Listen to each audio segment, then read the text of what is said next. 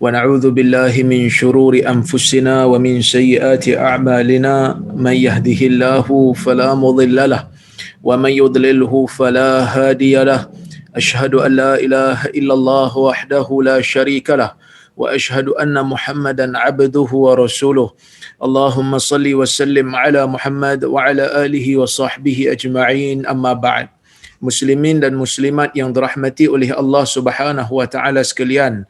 Alhamdulillah pada hari ini kita dapat bersama-sama berhimpun di atas talian untuk kita sambung perbincangan kita berkaitan dengan kitab yang ditulis oleh saya sendiri, iaitu Bersedia untuk Mati. Tuan-tuan dan puan-puan yang dirahmati Allah sekalian, insya-Allah hari ini kita akan bermula dengan bab yang keempat iaitu bertaubatlah. Baik. Saya sebut di situ, setiap daripada manusia tidak akan lepas daripada melakukan kesilapan dan dosa. Sama ada mereka pemimpin, guru, doktor, hatta seorang ulama sekalipun, mereka pasti tidak terlepas daripada melakukan dosa. Ini perkara yang kita kena yakin, yang kita kena percaya. Tidak ada manusia yang terlepas daripada melakukan kesalahan di dalam dunia ini. Oleh kerana itu kita melihat seawal daripada penciptaan manusia, apabila Allah Azza wa Jal menciptakan Adam alaihi salam dan Hawa, Allah menceritakan bagaimana Adam itu telah dipengaruhi oleh iblis, sehingga kan Adam alaihi salam dicampak oleh Allah Subhanahu wa taala di atas muka bumi ini, memberikan satu pengajaran yang paling besar kepada manusia. Yang pertama, manusia siapa pun dia tidak terlepas daripada kesilapan, tidak terlepas daripada kesalahan. Bahkan kalau kita tengok di dalam Al-Quran, Allah Azza wa Jal menegur Nabi Muhammad sallallahu alaihi wasallam di dalam beberapa ayat.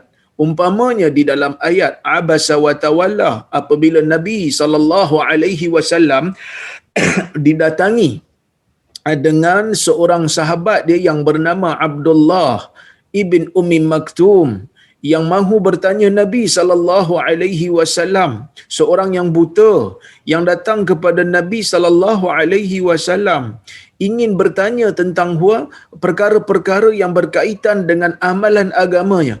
Nabi berpaling dan bermasam muka kerana pada waktu itu Nabi sedang berbicara ataupun bercakap dengan orang besar Quraisy, kerana Nabi mengharapkan agar orang besar Quraisy itu masuk ke dalam Islam. Maka Allah menurunkan ayat memberikan teguran kepada Nabi Muhammad sallallahu alaihi wasallam.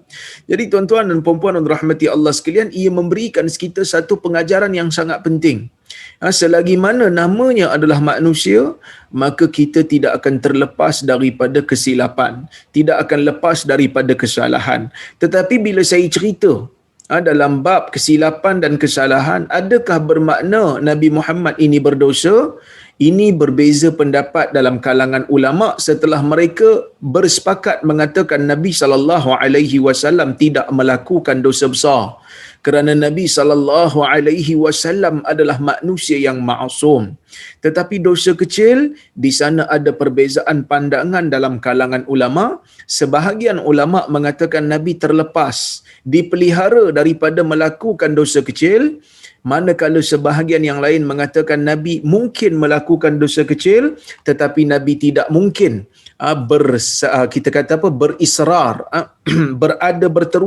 berada di atas dosa kecil. Tuan-tuan dan puan-puan rahmati Allah sekalian, ini ulama ahli sunnah berbeza pendapat. Panjanglah kita nak bincang bab tu, tapi kesilapan yang bukan dosa, sepakat ulama Nabi Muhammad SAW pernah melakukannya, tapi bukan dosa lah, ini sepakat. Nabi SAW tersilap seperti contohnya di dalam peristiwa Abasa wa Tawalla yang saya sebut tadi, iaitu Nabi bermasam muka, dan juga di dalam peristiwa tawanan perang Badar, apa yang perlu dilakukan kepada tawanan perang Badar ini juga, Nabi SAW tersilap apabila memilih pandangan yang dicadangkan oleh Umar Ibn Khattab radhiyallahu anhu, yang mana kisah ini kita semua tahulah. Jadi kita kena tahu siapa saja di dalam dunia ini ya mesti melakukan kesilapan. Cuma manusia biasa lebih dahsyat daripada silap. Mereka ada melakukan perkara-perkara yang dianggap sebagai dosa. Ini yang disebutkan oleh Nabi sallallahu alaihi wasallam di dalam hadis. Nabi mengatakan kullin tawwabun atau kama qala, yang bermaksud setiap daripada anak Adam ini merupakan orang yang melakukan kesilapan, dan sebaik-baik orang yang melakukan kesilapan itu ialah mereka-mereka yang bertaubat setelah daripada mereka melakukan kesilapan. Ini perkara yang sangat penting, ini perkara yang kita kena akui. Bahkan ketika mana Allah Azza wa Jal menceritakan tentang kisah Nabi Adam alaihi salam kepada kita, Allah menceritakan juga tentang bagaimana iblis laknatullahi alaih, bagaimana iblis dilaknat oleh Allah. Perlakuan yang kita kata sebab yang kedua-duanya melakukan kesilapan. Adam melakukan kesilapan, Iblis juga melakukan kesilapan.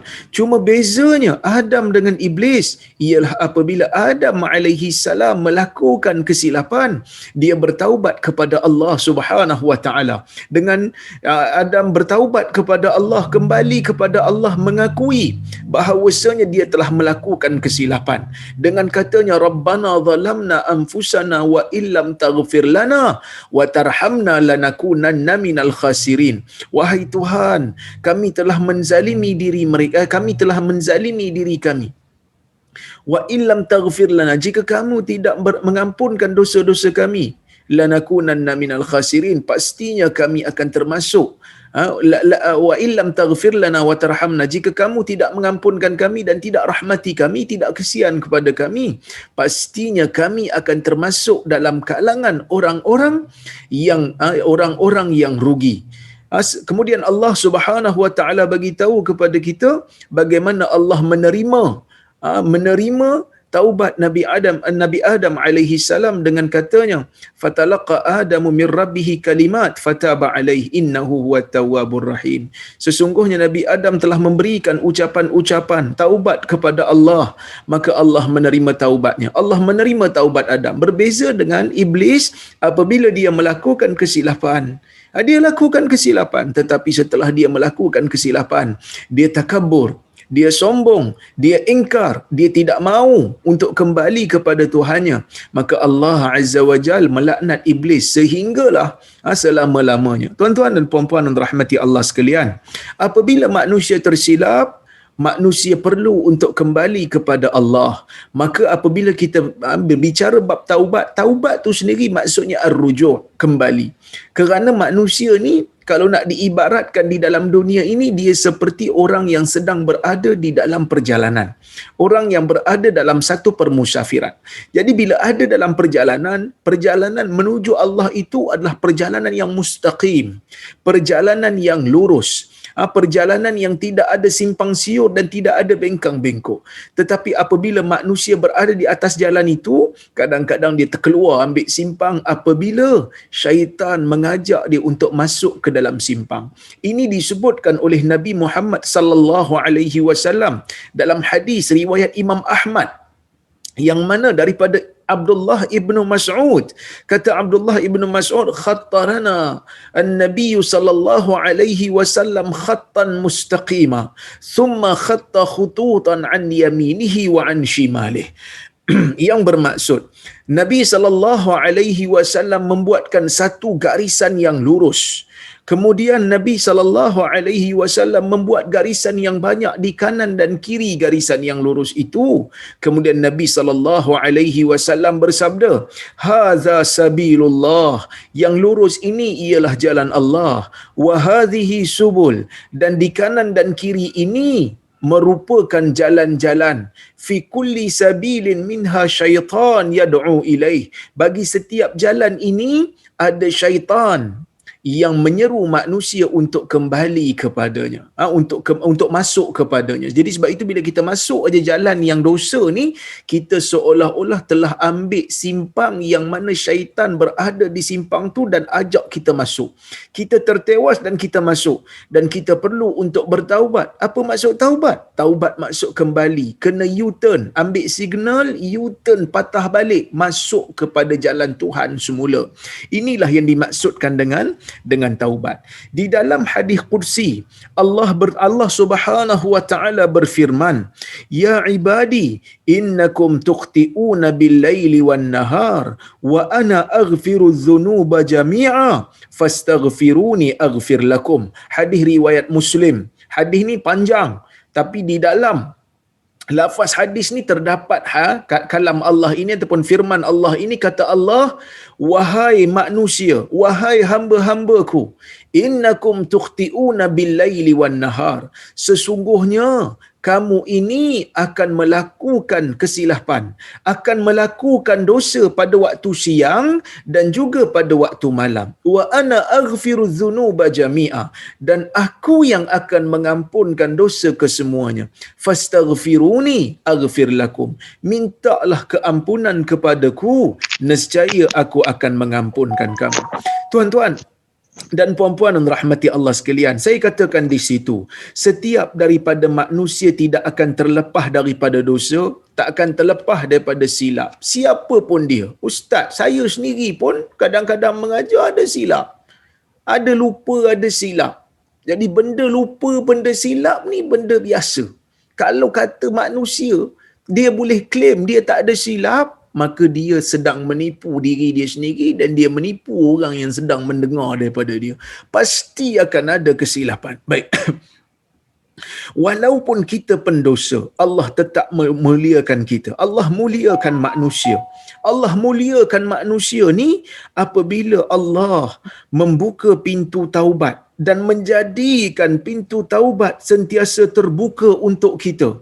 Selagi mana matahari tidak terbit daripada barat dan selagi mana nyawa tidak sampai ke kerongkong, maka mohonlah ampun daripada Allah. Sesungguhnya Allah itu Maha Pengampun. Jadi tuan-tuan dan puan-puan yang dirahmati Allah sekalian, kalau kita tengok dekat sini Allah Azza wa Jal menjadikan manusia ni mulia dengan dua benda. Setelah dia beriman, Allah menjadikan manusia ni mulia dengan dua benda. Yang pertama, manusia mulia dengan amal saleh. Yang kedua, manusia menjadi mulia dengan taubat. Yang mana tuan-tuan dan puan-puan yang dirahmati Allah sekalian, jangan segan, jangan malu kalau kita melakukan dosa. Kita cuba untuk elakkan diri kita daripada melakukan dosa, ya. Kita cuba elakkan diri kita untuk melakukan dosa.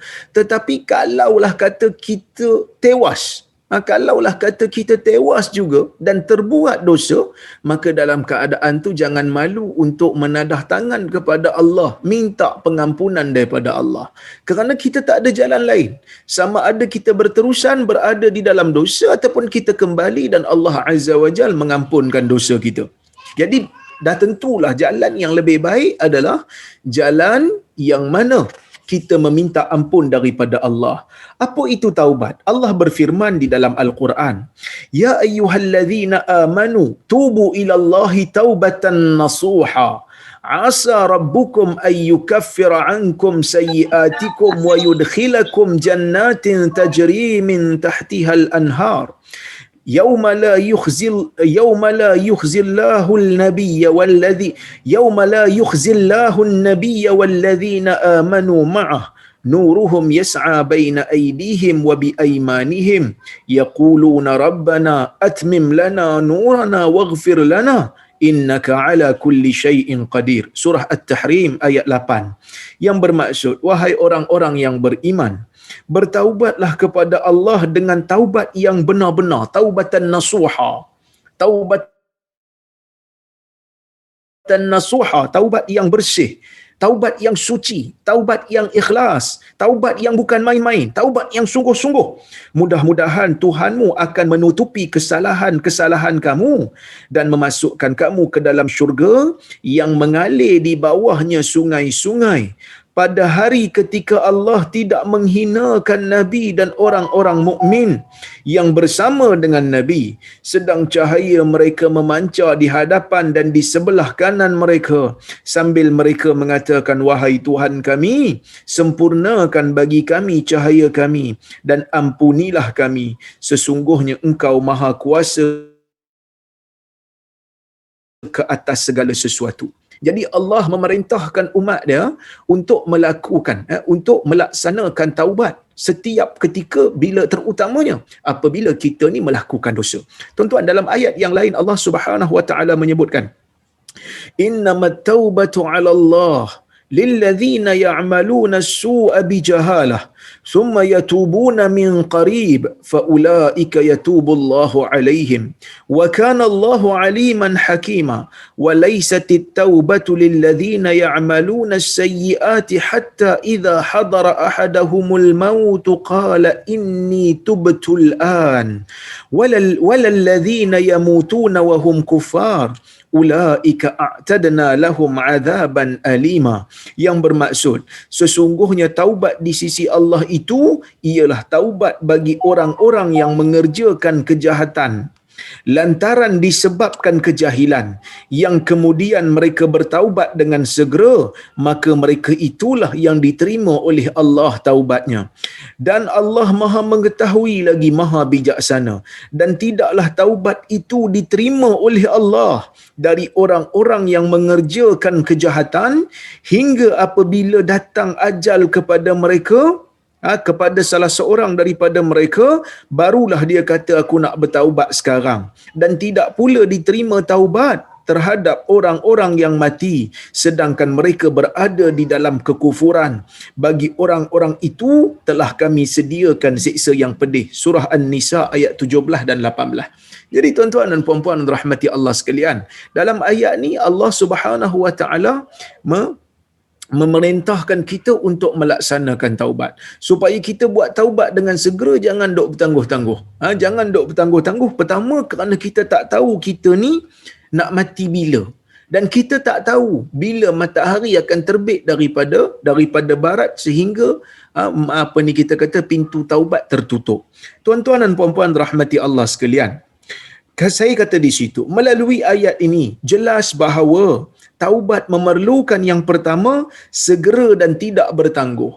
Jangan tangguhkan taubat sehingga nyawa sampai ke kerongkong. Dalam hadis riwayat Al-Imam Tirmizi, Nabi SAW menyebutkan, innallaha yaqbalu taubatal 'abd ma lam yugharghir. Sesungguhnya Allah Azza wa Jal menerima taubat seseorang hamba selagi mana dia tidak sampai kepada keadaan ghargharah. Apa itu ghargharah? Dalam keadaan nazak, nyawa telah sampai ke kerongkong dan tidak berterusan dalam melakukan dosa.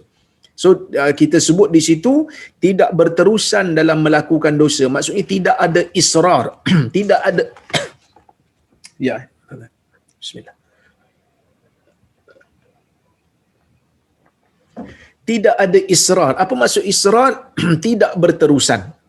Kita tidak berterusan melakukan perkara israr, perkara dosa yang mana ia menafikan ruang untuk bertaubat. Kemudian yang ketiga, bukan hanya bertaubat apabila nyawa telah sampai ke kerongkong, dan yang keempat, orang tu beriman. Kalau mati dalam keadaan kafir, maka tidak ada ruang lagi untuk dia diterima. Baik, tuan-tuan, selain syarat-syarat ni, taubat adalah bergabungan tiga perkara. Saya sebut di situ.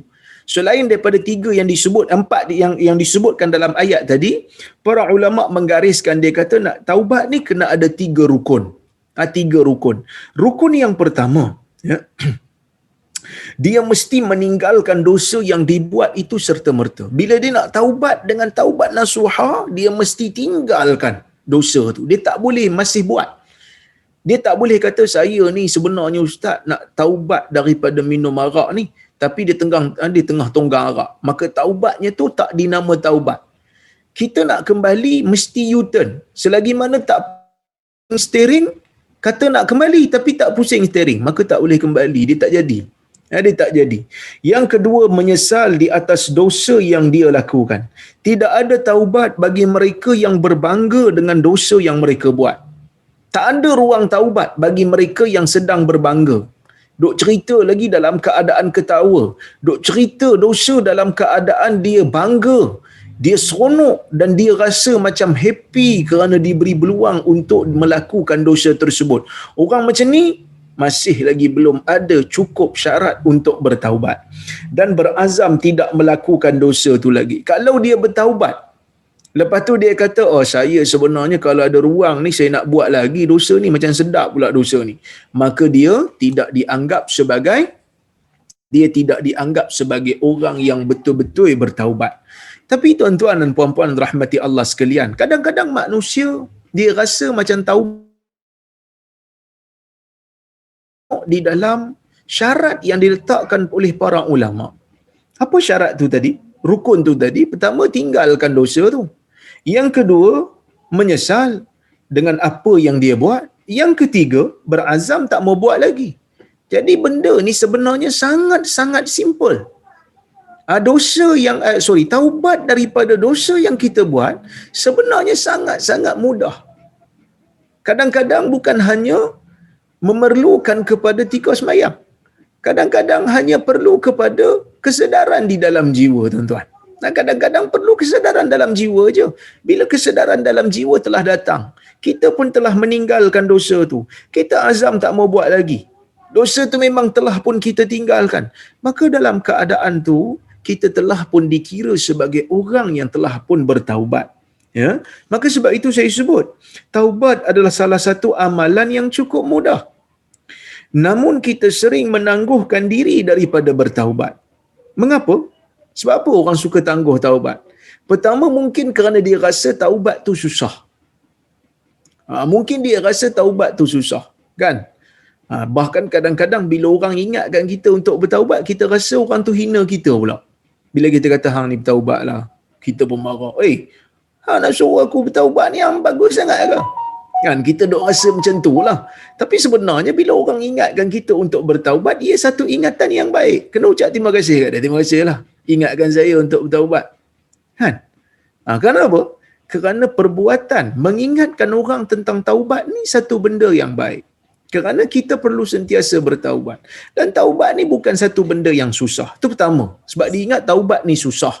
Yang kedua, tuan-tuan, orang selalu melengahkan taubat ni kerana dia rasa mungkin umur dia masih panjang. Walaupun dia tak tahu sebenarnya bila dia nak mati, tetapi kadang-kadang ada perasaan dalam jiwa dia kata, alah lambat lagi, biarlah.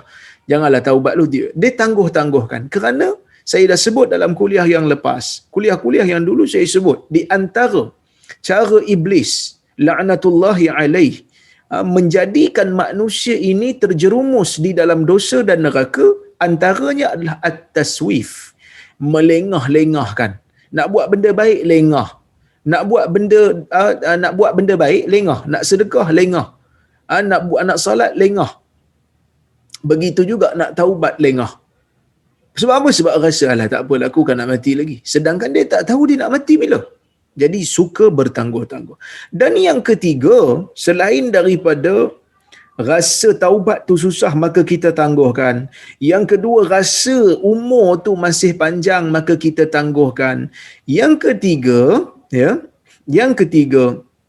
at-talazzuz bil ma'asi. At-talazzuz bil ma'asi yang bermaksud kita masih lagi berasa nikmat untuk melakukan maksiat.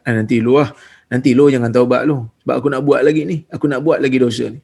Maka benda ni akan menjadikan kita menangguh-nangguhkan taubat. Dan ini adalah satu perkara yang bahaya, tuan-tuan. Saya ingatkan diri saya dan juga kita semua. Ini sangat-sangat bahaya. Sebab tu saya sebut, kita hidup di dunia ini seakan kita tidak akan meninggal dunia. Kita langsung melupakan kematian yang pasti akan menjemput kita bila-bila masa. Qul innal mauta alladhi tafirruna minhu fa innahu mulaqikum. Kata Allah, katakan kematian yang kamu tu lari daripadanya, yang kamu rasa jauh tu, yang kamu lari tak nak mati sangat ni, ketahuilah sesungguhnya dia akan menemui kamu. Dia akan menemui kamu di mana pun kamu berada. Kita langsung melupakan kematian yang pasti akan menjemput kita bila-bila masa sahaja. Dalam masa yang sama, kita sering menangguhkan taubat. Saya sebut situ kematian, betul kan? Kita sering menangguhkan taubat kerana merasakan melakukan taubat itu adalah amalan yang sukar. Hakikatnya, janganlah disempitkan ruang lingkup taubat hanya apabila kita menunaikan salat sunat taubat sahaja. Ini pun satu salah anggap. Sebahagian orang ingat bila nak taubat, kena buat salat sunat taubat. Bila nak taubat, kena buat solat sunat, kena baca ayat panjang-panjang. Kita pun sebut solat sunat taubat, bukan solat wajib taubat. Solat sunat ni maksud kalau boleh buat, alhamdulillah. Kalau tak mampu nak buat, dalam keadaan haid umpamanya, dalam keadaan kita bawa kereta umpamanya, sambil-sambil dengar kereta, dengar lagu Selimut Putih, rasa keinsafan di dalam diri. Rasa keinsafan di dalam diri, tuan-tuan.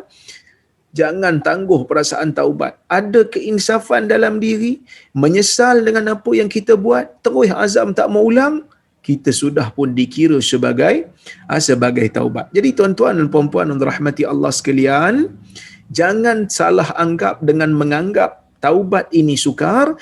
Jangan salah anggap bahawasanya taubat mesti, jangan salah anggap dengan mengatakan taubat tu mesti dengan salat sunat. Tak semestinya. Salat sunat ia sebagai bonus. Betul, disebutkan di dalam hadis Nabi SAW menganjurkan kepada orang yang nak taubat, kalau boleh biarlah dia salat 2 rakaat. Biarlah dia salat 2 rakaat. Tetapi kalau tidak mampu, maka tidak menjadi satu syarat yang mana taubat jadi tak sah kalau tak buat. Bukan begitu, ya. Hakikatnya janganlah disempitkan ruang lingkup taubat hanya apabila kita menunaikan salat sunat taubat sahaja. Salat itu sendiri bernama salat sunat, bukan salat wajib taubat. Cukuplah sekadar terlintas di hati kita bahawa kita menyesal atas dosa kita, meninggalkan dosa tersebut dan mengazam tidak mengulanginya lagi, maka itu sudah cukup dikira sebagai taubat. Salat sunat taubat itu hanya bonus. Jika kita berada dalam keadaan tidak boleh salat, maka tidaklah bermakna taubat itu tidak sah. Ini benda yang penting yang kita kena tahu. Sentiasalah bertaubat kepada Allah. Sesungguhnya kita sendiri tidak akan terlepas daripada melakukan dosa pada setiap hari. Apabila kita sedang mendengar ceramah atau membaca buku agama, kita rasakan bahawa ustaz tersebut sedang sindir kita. Ini pun kadang-kadang ada juga rasa macam ni.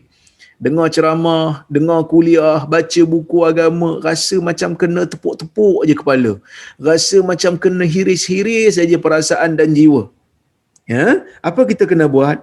Hakikatnya apa yang ustaz tersebut nyatakan adalah umum. Kadang-kadang dia tak tahu pun, kita duk rasa dia sindir kita tapi dia tak tahu pun.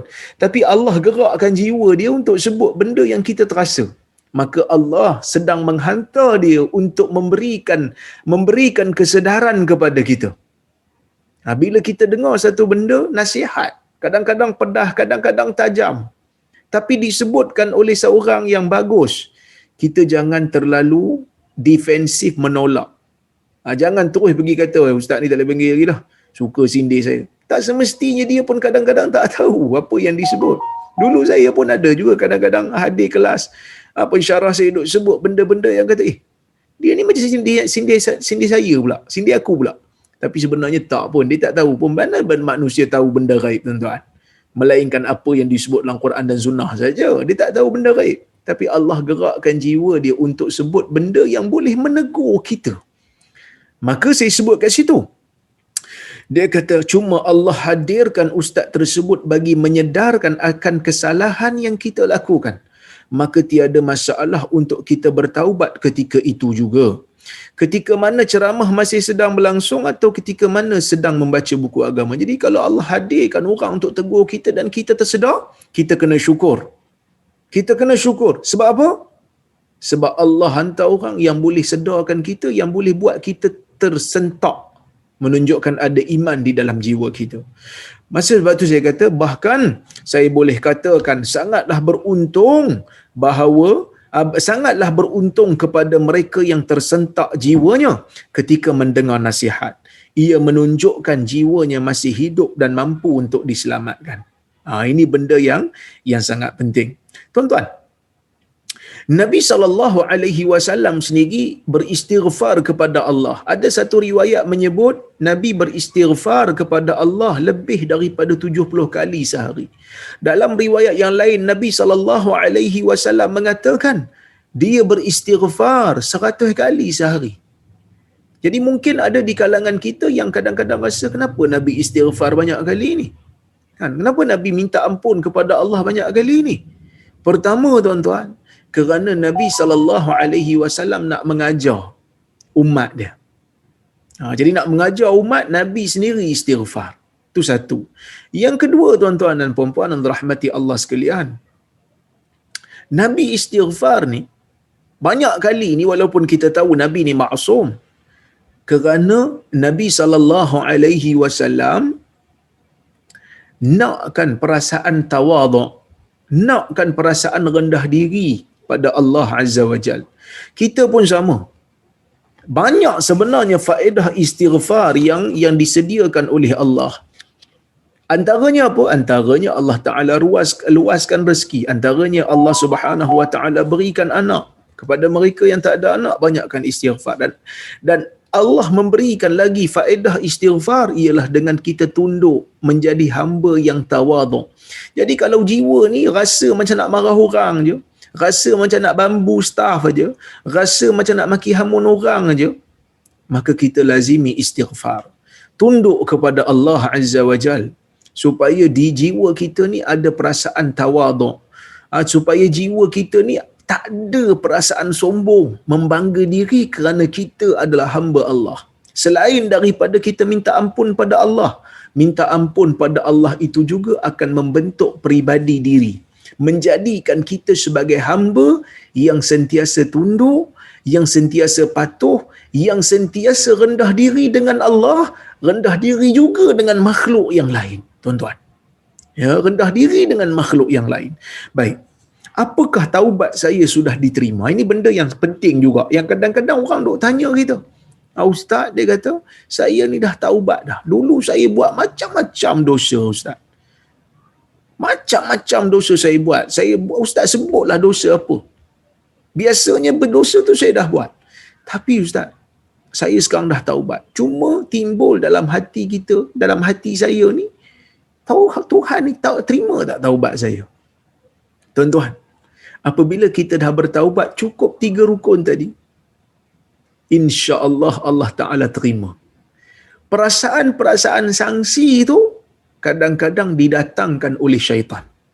Perasaan-perasaan sangsi itu, perasaan-perasaan rasa tak yakin Allah Ta'ala boleh ampun tu, itu datang daripada bisikan-bisikan syaitan untuk menjadikan kita sangsi terhadap rahmat Allah.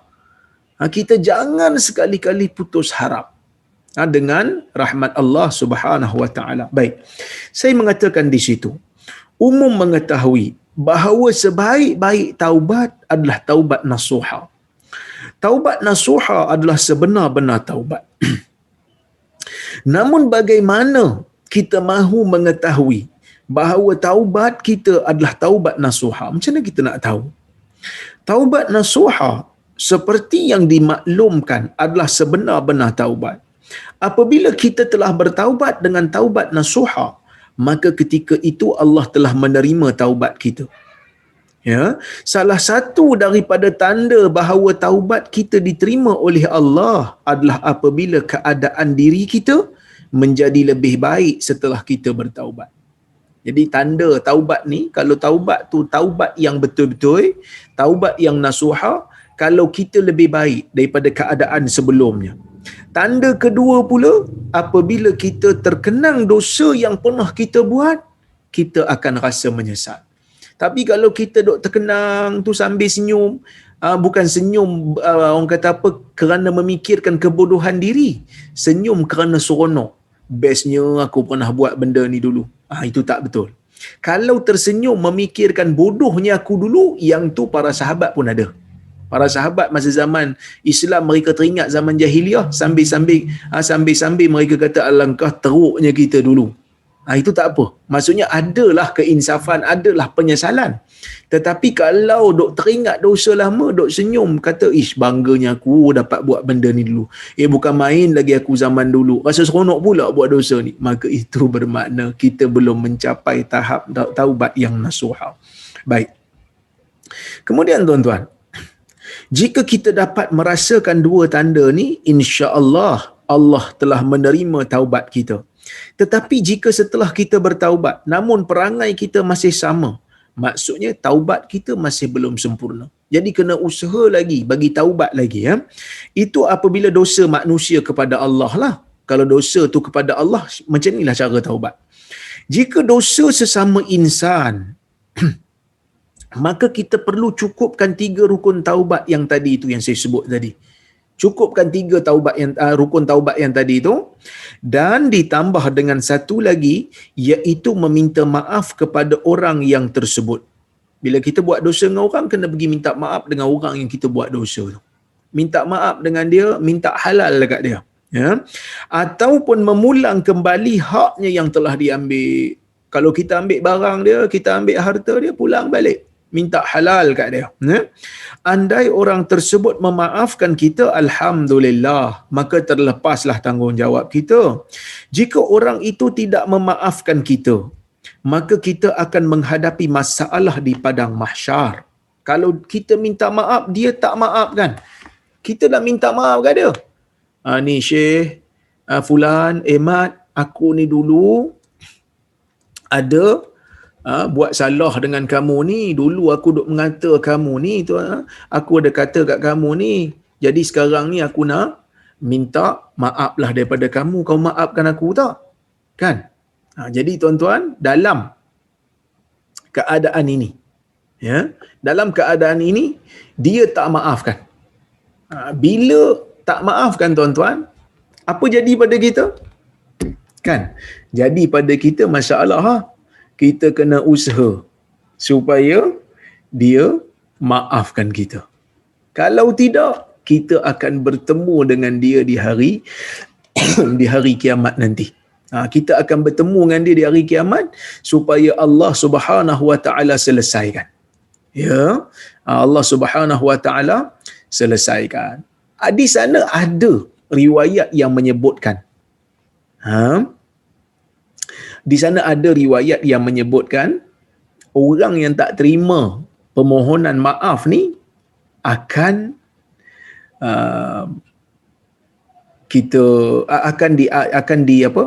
akan dicela oleh Rasulullah sallallahu alaihi wasallam. Akan dicela oleh Rasulullah. Rasulullah tak suka. Ada riwayat. Baik. Tetapi riwayat itu adalah riwayat yang tidak sahih. Riwayat itu yang tidak sahih disebutkan oleh Al-Imam Al-Uqaili. Dia mengatakan riwayat tersebut riwayat yang tidak sahih. Walaupun begitu, pendapat yang tepat ialah hak dia. Nak maaf ke tidak, itu hak dia. Tetapi Islam sangat-sangat suka kepada orang yang memaafkan orang lain. Kadang-kadang ada juga orang duk fikir, kalau saya tak maafkan dia, paling tidak saya akan jumpa di akhirat, dia akan bayar dengan pahala dia, jadi untung kat saya. Jangan ingat begitu saja. Itu betul. Tetapi kalau kita maafkan, kita dapat 2 kelebihan. Yang pertama, kita dah dianggap sebagai orang yang menghalalkan sesuatu pada orang lain. Itu juga pahala. Dan kedua, kita berakhlak dengan akhlak orang mukmin. Itu juga merupakan satu pahala. Di sana ada juga riwayat yang menyebutkan tentang orang yang tak terima permohonan maaf orang lain pun dapat dosa yang sama. Itu juga riwayat yang tidak sahih. Riwayat Ibnu Majah, ia juga riwayat yang tidak sahih. Yang mana riwayat yang tepat ataupun pandangan yang tepat dalam masalah ni ialah itu hak dia. Tetapi Islam sangat menggalakkan supaya dia untuk memaafkan dosa orang lain. Tapi kalau dia tak maafkan, kita kena usaha supaya dia maafkan kita. Baik. Maka sebab itu saya sebut, andai orang tersebut memaafkan kita, alhamdulillah. Jika orang itu tidak memaafkan kita, maka kita akan menghadapi masalah di padang mahsyar.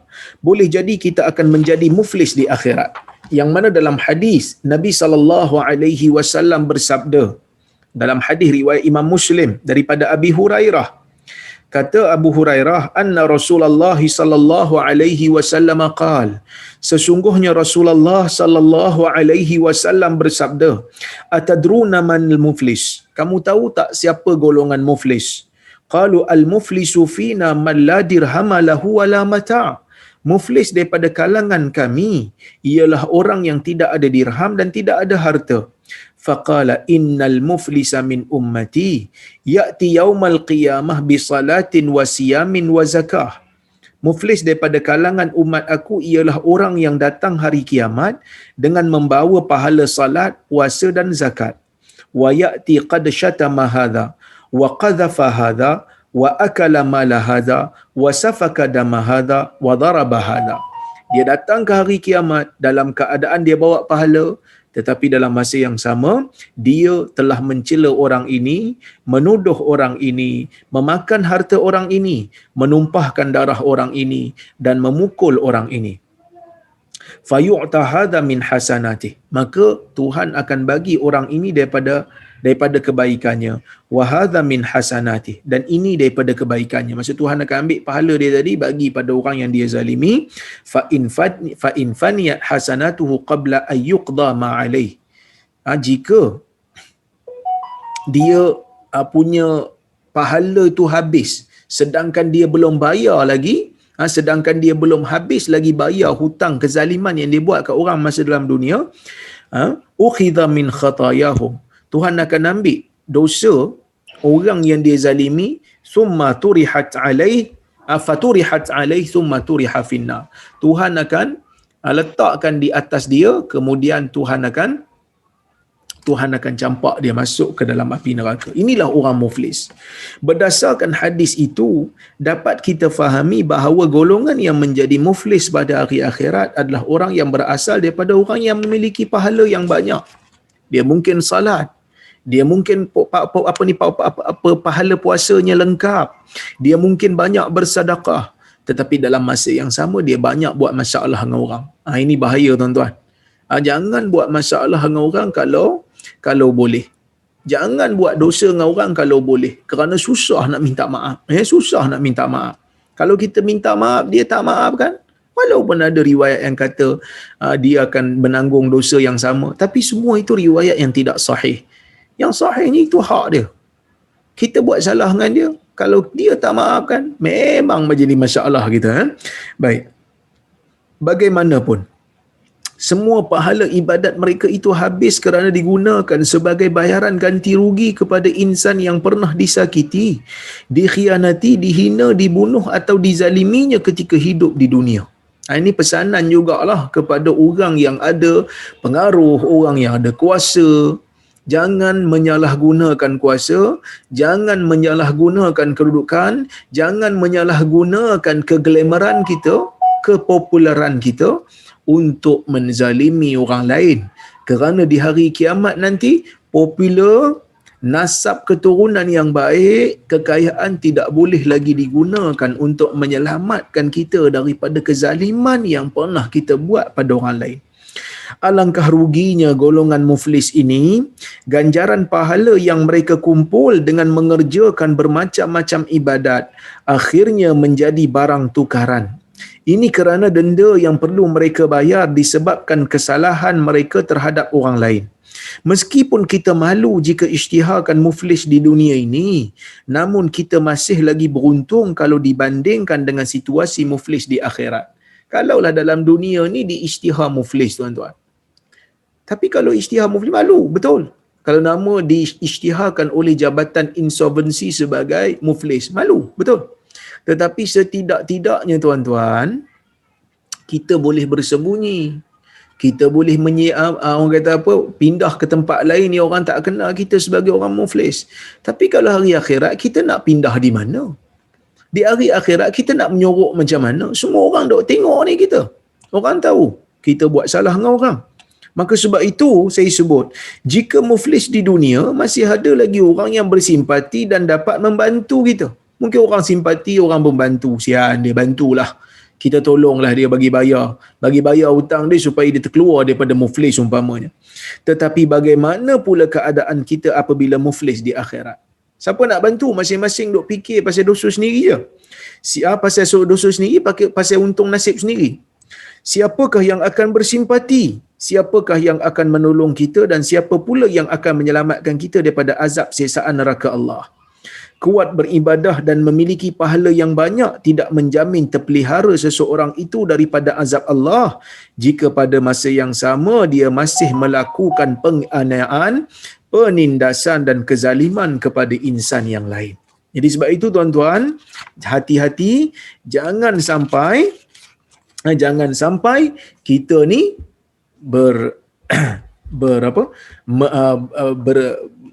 berbangga dengan melakukan kesalahan kepada orang. Tuan-tuan, saya baca muka surat 36.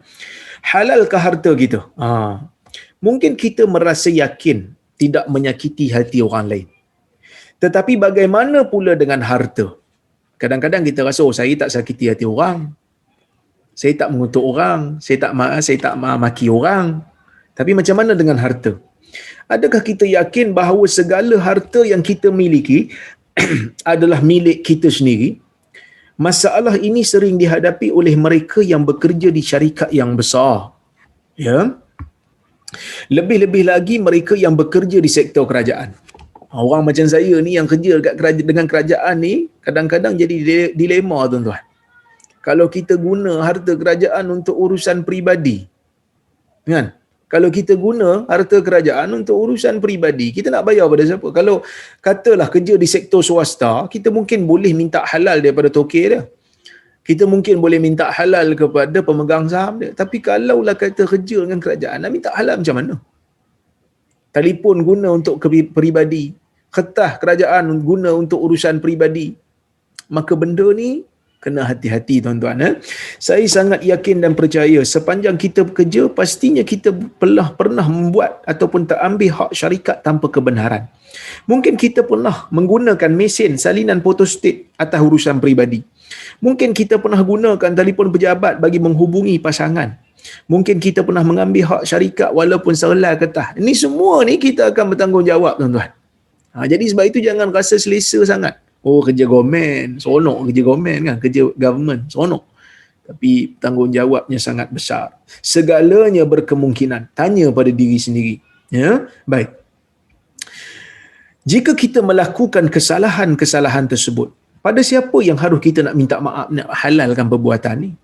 Jika kita bekerja dengan syarikat swasta, kita mungkinlah boleh minta halal pada ahli lembaga atau pemegang saham syarikat. Tapi bagaimana kalau kerja dengan kerajaan? Sebab tu ada seorang ni, dia kerja kerajaan lama, dia menung je masa dekat Padang Arafah. Orang tanya dia pasal menung aja. Dia kata, saya ni macam mana saya nak minta halal ni, kata. Saya kerja dengan kerajaan berpuluh-puluh tahun ni. Kadang-kadang telefon pun pakai telefon pejabat pakai untuk peribadi. Macam mana nak buat? Maka dalam keadaan tu tuan-tuan, kita perlu sedekahkan sedikit daripada rezeki kita ni dengan niat untuk membersihkan pendapatan kita daripada perkara ini. Ya, baik. Sebab tu ada riwayat daripada Umar bin Abdul Aziz. Dia ni waktu pekerja dia, pegawai dia datang jumpa dia waktu dia jadi khalifah. Dia tengok dalam pejabat Umar bin Abdul Aziz ni, dalam pusat pentadbiran Umar bin Abdul Aziz ni, ada lampu yang cerah. Lepas siap semua kerja kerajaan, pekerja ni pun tanya dekat Umar. Ya. Dia tanya pada Umar, apa khabar kamu, bagaimana keadaan keluarga kamu. Umar pun tutup lampu yang cerah tu, dia pasang lampu yang biasa-biasa.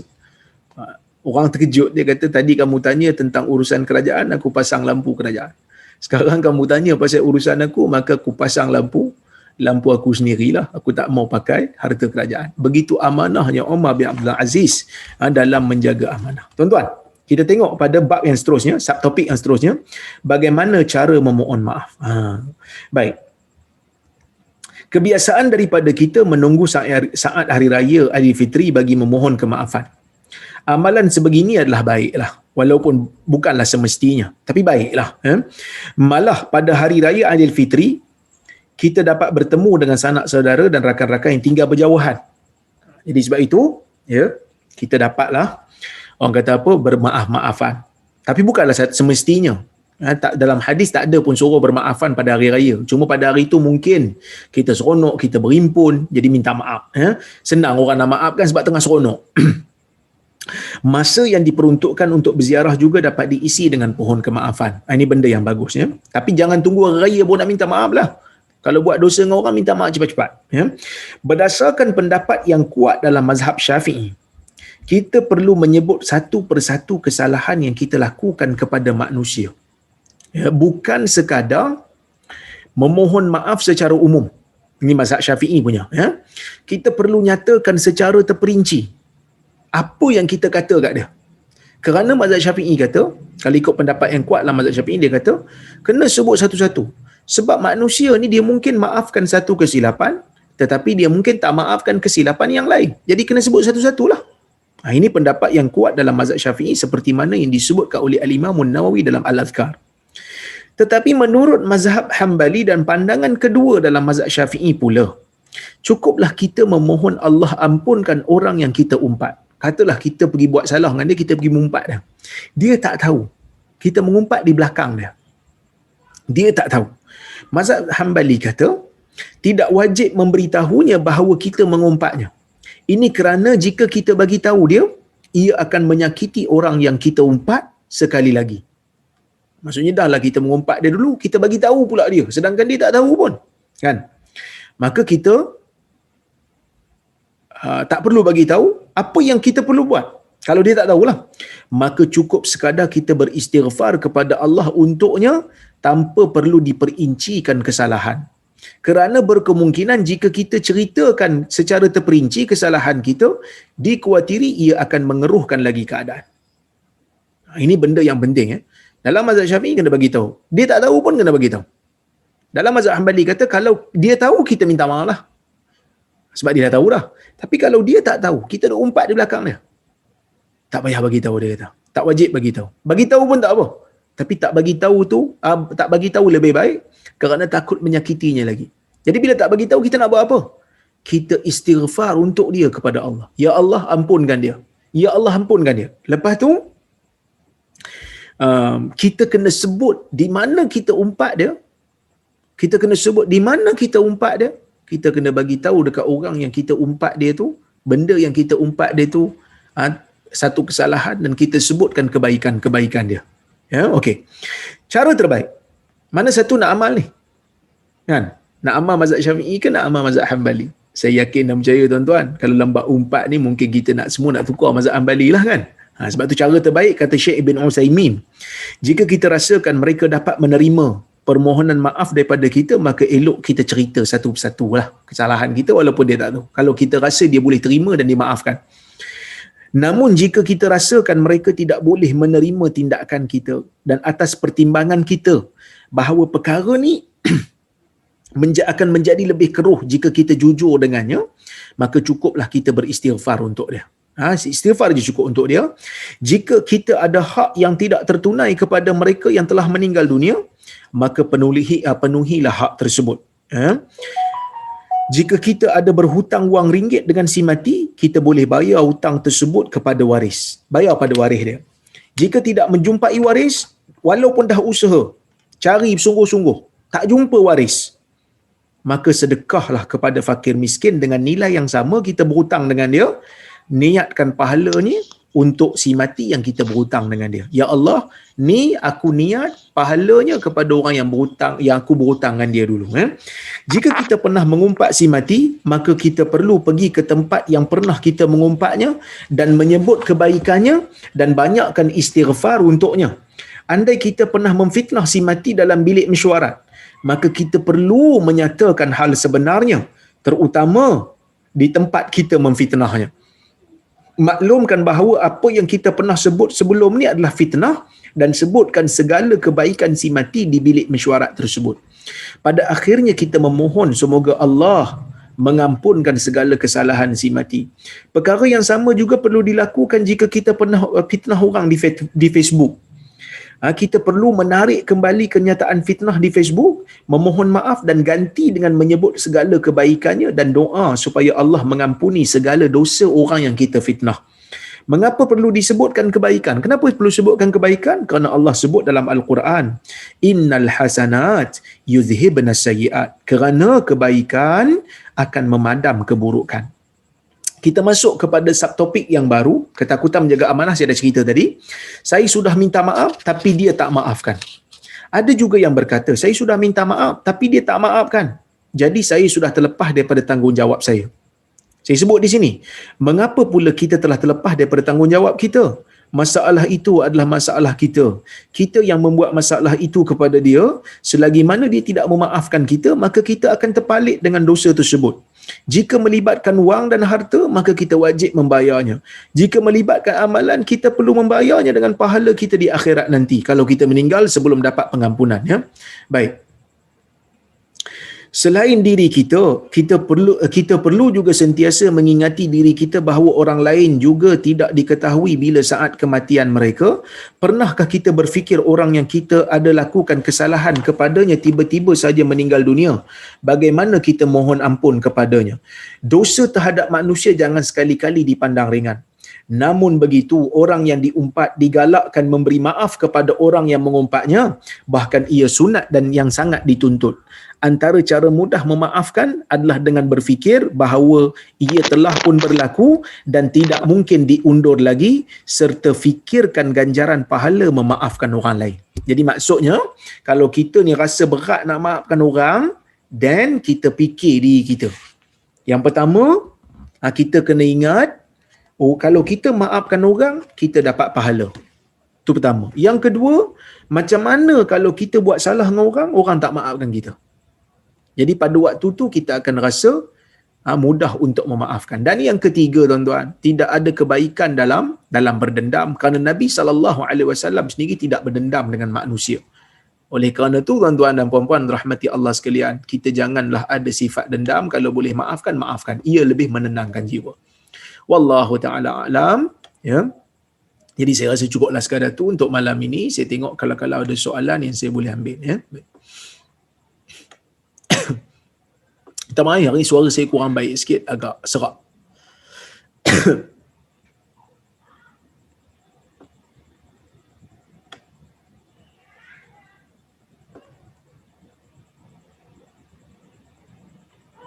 Baik, Assalamualaikum Ustaz. Waalaikumsalam. Kalau tangan kita dijilat anjing, perlu tak kita samak tangan kita sebelum kita boleh solat? Macam mana dengan baju kita yang terkena hidung anjing? Okey. Tuan-tuan dan puan-puan rahmati Allah sekalian. Nabi SAW bersabda dalam hadis riwayat Abu Hurairah, "Idza walagal kalb ina'a ahadikum falyuriqhu thumma liyaghsilhu." Ya. Falyyaghsilhu sab'a marrat ulahunna biturab atau kama qala. Apabila anjing jilat bekas makanan kamu, ya, bila anjing jilat bekas makanan kamu, hendaklah kamu buang air itu, kemudian kamu basuhnya 7 kali. Ya, basuhkan 7 kali, sekali dengan air tanah, 6 kali dengan air mutlak. Yang pertama tu dengan air tanah. Cuma para ulama mengatakan, apabila kering dengan kering itu dimaafkan. Kering dengan kering dimaafkan. Jadi maksudnya kalau dia jilat tangan kita confirm basah, ini disebut dalam hadis, maka kita samak. Sekali dengan air tanah, 6 kali dengan air mutlak. Ya. Macam mana dengan baju yang terkena hidung? Kalau hidung tu ada lendiran di hidung dia, maka wajib kita sertukan. Jika kering, maka tidak menjadi masalah baju tu untuk kita tidak sertukan. Baik. Assalamualaikum Ustaz Afwan, nak izin kerana undur diri kerana uzur, silakan. Moga Allah Subhanahu Wa Taala sihatkan, ya. Kalau ada keuzuran. Baik. Nak bertanya, Ustaz baca rujuk kitab apa? Kitab saya sendiri, ya. Saya baca kitab saya sendiri, iaitu kitab Bersedia Untuk Mati ni. Nampak tak? Tak nampak. Dia jadi hilang buku ni. Bersedia Untuk Mati, ya. Baik.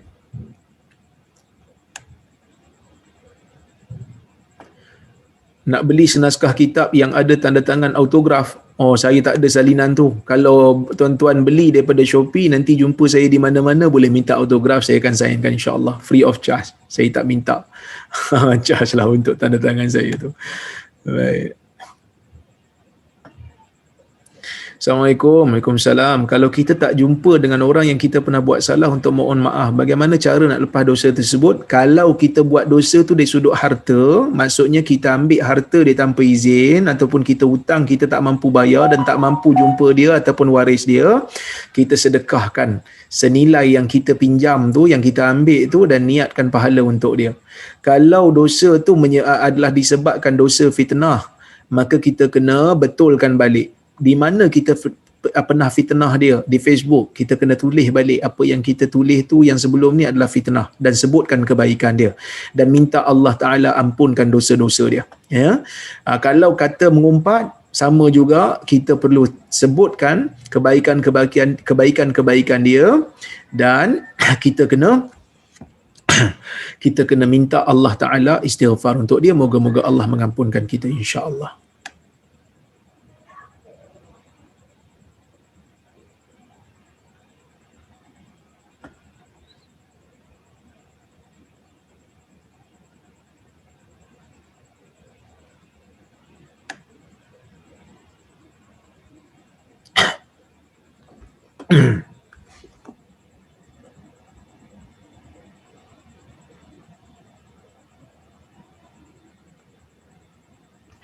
Assalamualaikum Ustaz, dia kata. Waalaikumsalam. Berapa banyak istighfar yang kita perlu buat untuk orang yang kita pernah bercakap buruk tentang dia, tapi benda yang kita cakap tu betul. Oh, senang sedekah aja bagi pihak dia. Sedekah pun boleh supaya Allah Ta'ala berikan pahala pada dia. Istighfar ni tak disebut oleh para ulama' berapa kali. Selagi mana mampu kita buat. Ya? Tapi Ustaz, benda buruk yang saya cakap tu betul. Benda buruk kalau kita cakap jadi mengumpat. Kalau benda tak betul, jadi fitnah. Mengumpat adalah perkara yang haram, kecuali dengan keadaan-keadaan yang dibenarkan oleh syarak.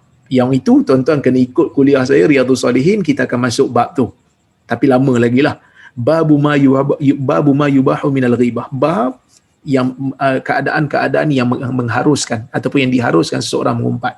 Bab tu je yang dibenarkan mengumpat, bab lain tak boleh. Apa antaranya? Antaranya adalah bab nak menjaga agama. Sebab itu dalam saya dalam bidang hadis, dalam bab hadis perlu kita tahu hadis tu sahih ke tidak, kita kena mengumpat perawi. Bagi tahu perawi tu bagus ke tidak, lemah ke tidak, pembohong ke tidak. Yang tu dibenarkan kerana nak menjaga agama. Baik. Kita tengok soalan berikutnya. Ya.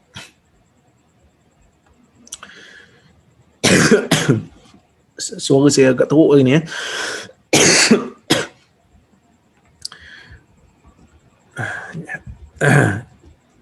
Mana tadi?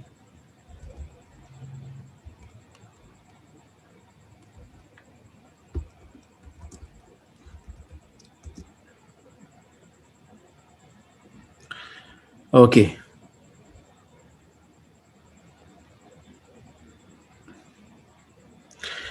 Tuan-tuan, ni cerita pasal isteri yang dipukul oleh suaminya.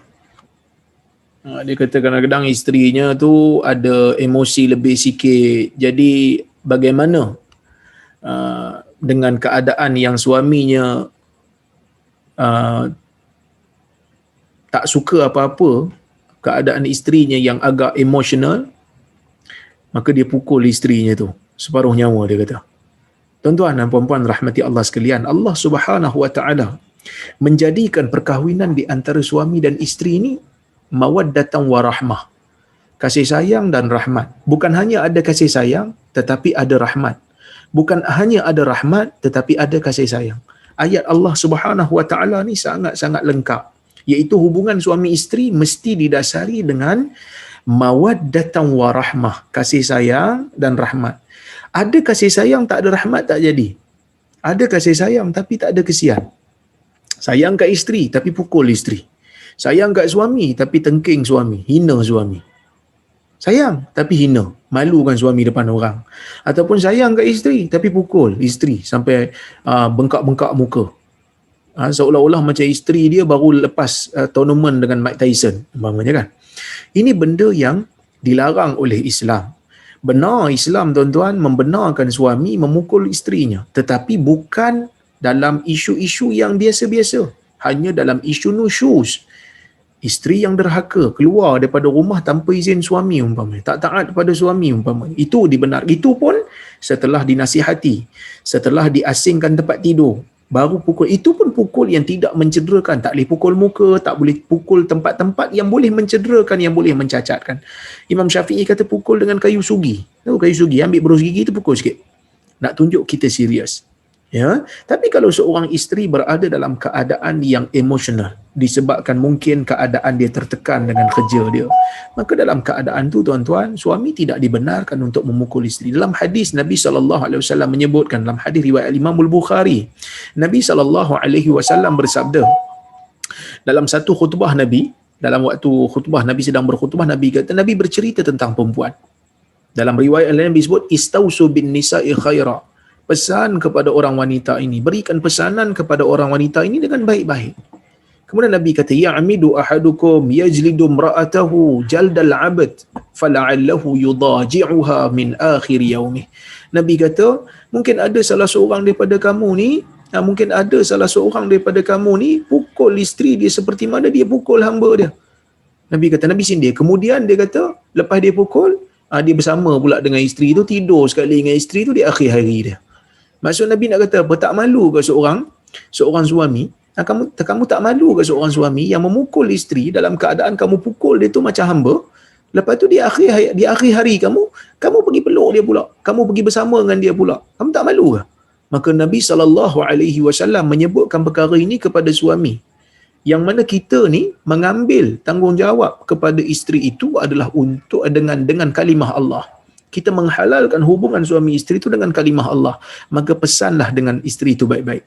Dalam hadis yang lain, Nabi SAW pada satu hari berada di rumah salah seorang daripada isterinya. Nabi kan ramai isteri. Jadi Nabi ada di rumah salah seorang daripada isterinya. Kemudian dikatakan rumah tu rumah Aisyah. Tiba-tiba bila Nabi berada di situ, ada seorang isteri Nabi yang lain menghantar makanan di dalam pinggan. Dan pinggan itu diambil oleh pembantu Nabi pada masa tu. Jadi Aisyah ni bila dia tengok ada isteri lain hantar lauk pada Nabi, makanan kepada Nabi SAW, dia tepuk pinggan tu sehingga jatuh pinggan tu. Sebab apa dia tepuk tu? Sebab dia cemburu. Riwayat tersebut namanya Aisyah, ya. Aisyah cemburu. Sebab apa? Sebab tu turn dia. Janganlah kacau. Tiba-tiba pergi hantar pula lauk, kan? Pergi hantar lauk, jadi dia cemburu. Bila dia cemburu tuan-tuan dan perempuan yang dirahmati Allah sekalian, dia tepuk tangan pembantu yang pegang tu, maka jatuhlah makanan tu daripada pinggan dan pecah pinggan tu. Bila pecah tuan-tuan, Nabi SAW sebut kepada Nabi SAW, dalam hadis ni dalam Sunan Nasa'i dan juga Imam Ahmad, ya, dia kata Nabi kata pada pembantu dah sambil Nabi kutiklah lauk tu, Nabi kata gharat ummukum, ibu kamu sedang cemburu. Ibu kamu sedang cemburu. Pinggan tu pecah dua tuan-tuan. Maka Nabi sebut kepada pembantu tu, Nabi kata ibu kamu sedang cemburu. Ibulah sebab apa, Aisyah kan ummul mukminin kan. Maka Nabi pun ambil dua yang pecah tu, maka Nabi letakkan balik, temukan balik, maka Nabi letak makanan di atas tu. Kemudian Nabi kata makanlah. Maka mereka pun makan. Jadi tuan-tuan dan puan-puan rahmati Allah sekalian, walaupun dalam keadaan tu nampak macam Aisyah dia agak cemburu, dan cemburu tu agak keterlaluan, tetapi Nabi SAW memahami perasaan tu. Nabi memahami perasaan cemburu tu dan Nabi layan. Cuma Nabi kawal lah. Jadi kita pun sebagai suami kena macam tu, dan isteri pun kena ada timbang rasa. Ada orang ni emosional, yang ni jangan bakar lain. Jangan angkatkan lagi jangan bakarkan lagi emosi dia. Jadi benda-benda macam ni perlu kepada pemahaman. Perlu berterus terang, perlu bincang elok-elok, kerana masing-masing telah pun dewasa, masing-masing telah pun berumur, ada anak. Jadi pada waktu tu sembang elok-elok. Baik. Ustaz, macam mana orang asyik tuduh kita Wahabi, apa kita kena buat? Tak payah buat apa-apa tuan-tuan. Bila orang tuduh kita macam-macam, itu petanda kita buat kerja untuk agama. Muhasabah diri, tengok kalau tak ada apa-apa, saya ajar hadis umpamanya. Saya ajar hadis, saya tak pernah pun baca buku Muhammad bin Abdul Wahab. Saya ajar hadis, saya baca buku Imam Nawawi, saya buka buku Imam Syafi'i, saya buka buku Ibn Hajar. Saya tak buka buku Muhammad bin Abdul Wahab. Orang tuduh saya Wahabi. Biarkan saja. Kerana satu hari nanti mereka akan sedar. Dan kalau mereka tak sedar pun, kita tak rugi apa. Kita, orang tuduh kita Wahabi pun, kita masih boleh makan lagi. Ya, orang tuduh kita Wahabi pun, kita makan sedap lagi. Kita boleh ketawa lagi.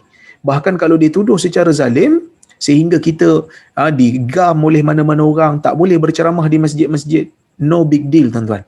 Banyak lagi kerja lain kita boleh buat. Malam ni pun saya ada kuliah secara online bersama tuan-tuan, ramai juga orang hadir.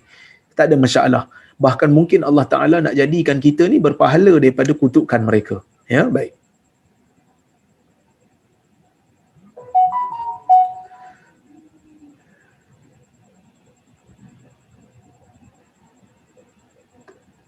Assalamualaikum Ustaz. Salam. Saya nak tanya, saya solat isyak tapi tengok waktu rakaat akhir baru dengar azan isyak. Sah tak solat sebelum tu? Kalau azan tu menunjukkan baru masuk waktu. Sebab kadang-kadang azan ni dia lambat. Kan? Sebab ada kuliah mungkin azan lambat sikit. Kalau azan memang menunjukkan masuk waktu, maka solat tu tak sah. Solat isyak kena solat balik. Kerana di antara syarat sah solat adalah masuk waktu. Ya? Baik.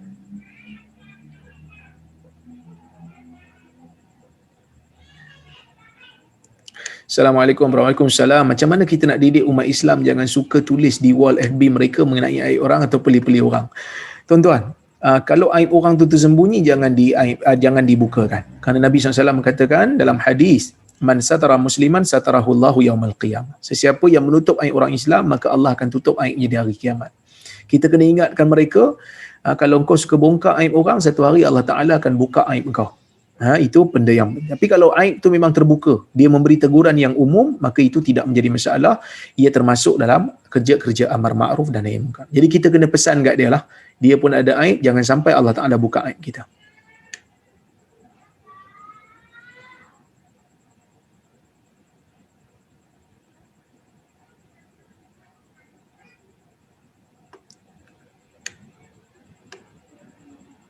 Assalamualaikum warahmatullahi wabarakatuh. Perlu ke disamak bekas tapak kaki anjing, contoh tangga yang dipijak anjing? Kalau kering dengan kering tidak perlu. Kalau kering dengan kering tidak perlu. Kalau basah ni ada khilaf di kalangan para ulama. Majoriti ulama mengatakan basah perlu. Basah perlu untuk disertu. Kalau tidak, sebab minoriti ulama kata hanya jilatan saja. Hanya jilatan saja. Jadi kalau kita tengoklah, kalau mudah untuk disertu, kita sertu. Tapi kalau dah anjing tu bertebaran seluruh tingkat dalam bangunan tu sehingga susah kita nak cuci, maka dalam keadaan tu kita boleh bertaklid dengan pandangan minoriti ulama, seperti mana pandangan Al-Imam Asy-Syaukani. Wallahu a'lam. Ya Allah, banyaknya soalan tuan-tuan. Saya tak dapat jawab semua ya. Saya tak dapat jawab semua, banyak sangat ni. InsyaAllah saya tengok yang lain. Assalamualaikum Doktor. Waalaikumsalam. Saya nak tanya, ulama hadis A kata sahih, ulama hadis B kata dhaif, dia kata, kan? Macam mana kita nak pilih? Mohon penjelasan. Orang awam dia boleh pilih yang mana yang dia yakin dan percaya. Antara A dengan B tu, siapa yang dia percaya, dari sudut penjelasan mana yang dia lebih yakin. Istafti qalbak wa in aftauka. Kamu tanya diri kamu bila orang memberi fatwa kepada kamu.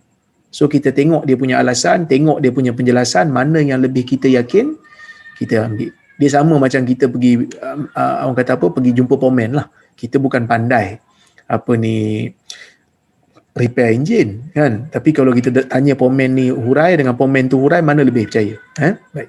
Jadi kita pilih yang tu lah. Kerana orang alim ni Allah Ta'ala, orang awam ni Allah Ta'ala kata, fas'alu ahla dzikri in kuntum la ta'lamun. Tanya orang yang tahu kalau kamu tak tahu. Jadi kita tanya, lepas tu kita dengar yang mana kita percaya, yang mana kita rasa tenang, kita ikut. Orang macam saya ni susah sikit lah, sebab saya ada sikit pengetahuan, saya kena analisa. Baik. Assalamualaikum warahmatullahi wabarakatuh. Adakah dikira mengumpat seseorang bila menyatakan kesihatan pada orang lain supaya orang lain tak terpedaya kepada orang tersebut? Yang ni mengumpat yang dibenarkan. Allah Subhanahu Wa Taala membenarkan kita untuk menyebut keburukan seseorang dengan niat untuk menyelamatkan orang lain. Sebab itu Allah menyebutkan keburukan Firaun. Allah menyebutkan keburukan Abu Lahab dalam Al-Quran supaya kita tak ikut. Begitu juga Nabi SAW menyebutkan tentang Abu Jahal bila dia mati, Nabi kata hada Fir'aun hadhil ummah, ini Fir'aun bagi umat ni. Itu menyebutkan keburukan Abu Jahal selepas dia mati, tapi Nabi memberikan hadis itu untuk memberikan pengajaran dan peringatan kepada kita supaya kita tak ikut. Baik.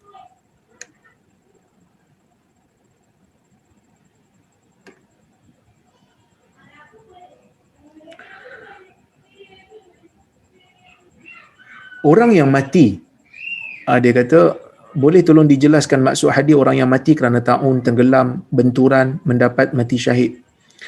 Di Indonesia kemarin ada musibah jatuhnya kapal terbang Sriwijaya Air. Moga Allah Ta'ala mengampunkan mereka dan memasukkan mereka ke dalam syurga. Baik.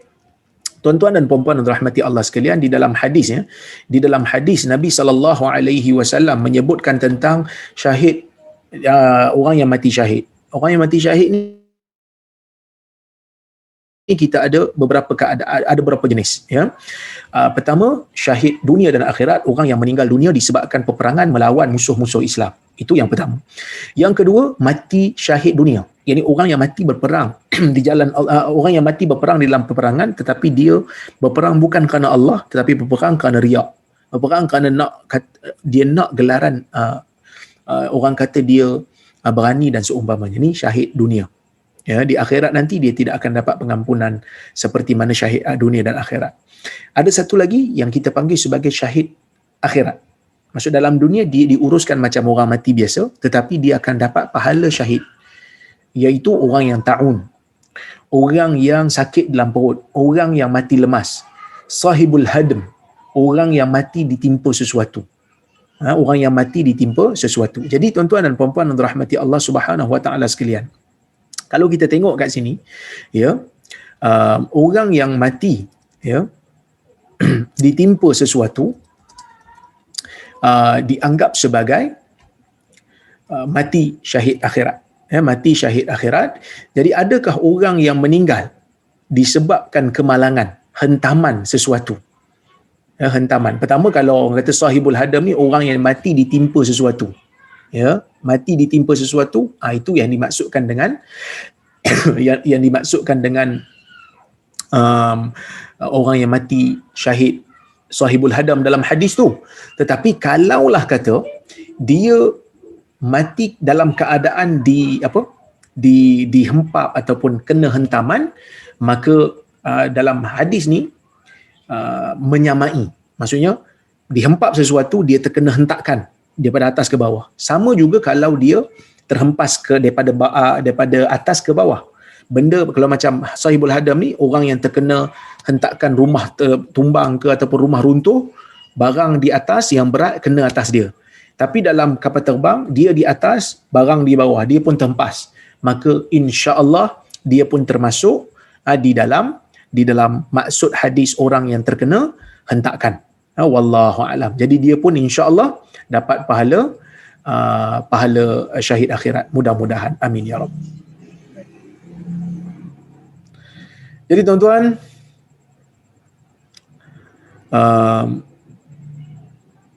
saya ingat banyak sangat soalan saya tak mampu untuk jawab semua. InsyaAllah jam pun dah pukul 10.30, suara saya pun dah habis bateri dah ni. InsyaAllah kita jumpa pada waktu-waktu yang lain. Saya minta maaf lah kerana saya tak dapat nak jawab semua. Saya ingat soalan ni hampir 100 lebih ni. InsyaAllah jika ada kesempatan yang lain, kita bertemu lagi. Saya mohon ampun dan maaf jika saya tersilap kata, tersalah bahasa. Terima kasih kepada Nur Islam Academy kerana telah menganjurkan kuliah pada malam ini. InsyaAllah ada waktu-waktu yang lain kesempatan kita berjumpa lagi. Saya doakan semoga kita semua diselamatkan daripada wabak bencana, daripada segala penyakit. Aqulu qawli hadha wa astaghfirullahal azim li wa lakum. Wassalamualaikum warahmatullahi wabarakatuh.